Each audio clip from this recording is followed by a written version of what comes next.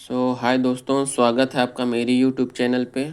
दोस्तों आज हम 10th की मैथ के पहला चैप्टर करेंगे सॉल्व।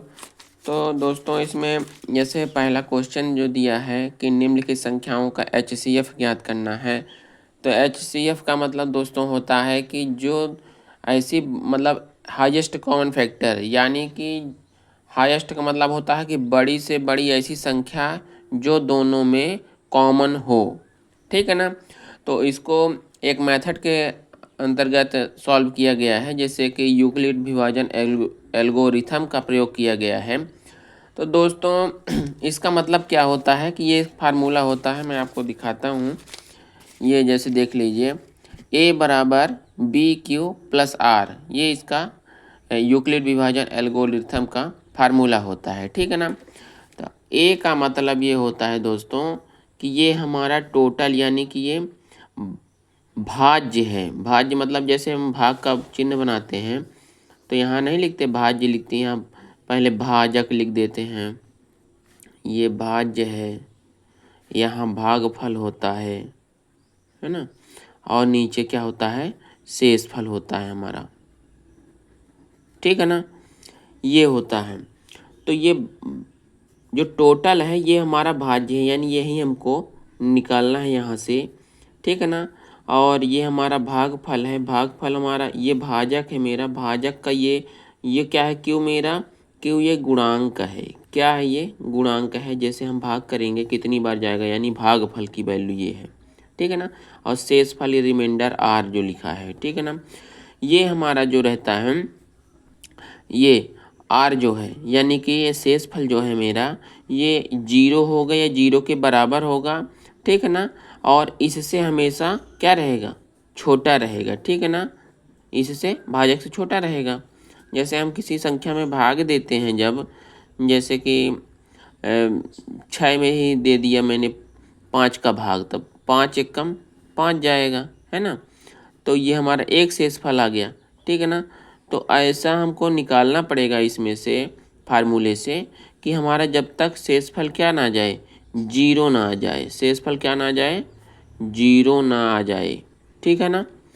तो दोस्तों इसको कैसे सॉल्व करेंगे, जैसे पहला क्वेश्चन मैंने ले लिया। अगर ये देखिए, पहला क्वेश्चन लिखा है 135 और 225। ठीक है ना।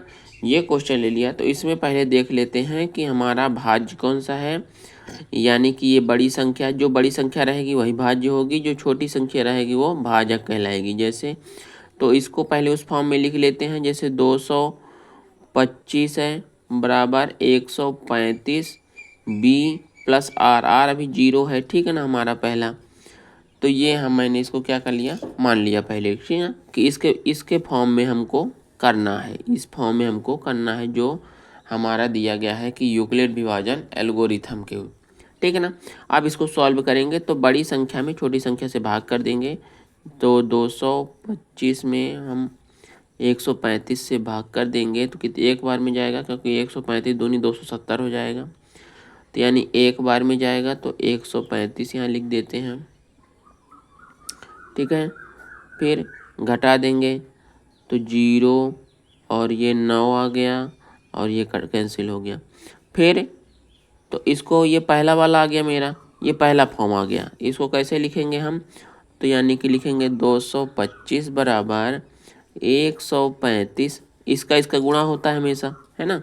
और ये वाला जुड़ता है, बस इतना यहाँ 135 गुणे 1 और प्लस 90। तो 90 क्या हमारा जीरो के बराबर है, तो यहाँ लिख देंगे 90 is not equal to zero. तो पहला ये हो गया पहला चरण। ठीक ना, ये क्या लिख देंगे यहाँ, पहला चरण। इसको चरण में लिखते हैं कि मतलब पहला चरण है, दूसरा कितने चरण में आया इसका आंसर। ठीक है ना। जब हमारा ये जीरो के बराबर हो जाएगा, वहीं से हमारा सॉल्व हो जाएगा। ठीक है ना। तो अब दोबारा क्या करते हैं, ये 90 जो है, अब ये जो भाजक रहता है इसके, अब इसको लेते हैं। ठीक है ना, दूसरे फॉर्म में।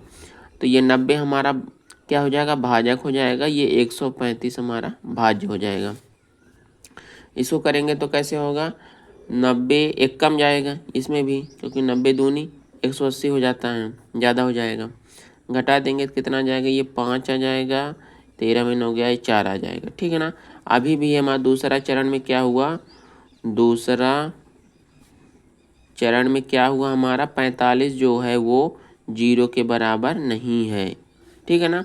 अब तीसरा चरण लेंगे, ठीक है ना। तीसरे चरण में ये भाजक बन गया और ये हमारा क्या बन गया, भाज्य बन गया।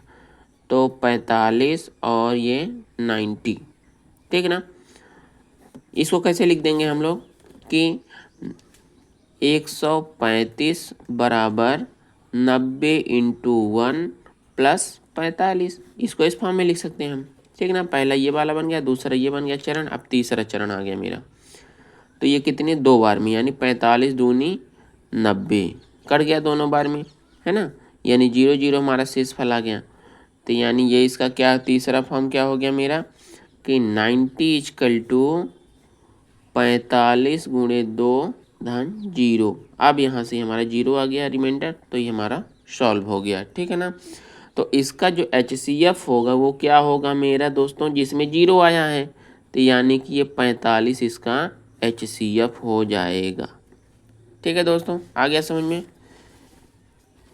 अगर नहीं समझ में आया होगा तो एक बार और देख लीजिएगा, है ना, समझ में आ जाएगा। ऐसे इसके तीनों सवाल जो दिए गए हैं इसको ऐसे ही करना है, बड़ी संख्या को भाज्य बनाना है, छोटे वाले को भाजक बनाना है, ठीक है दोस्तों।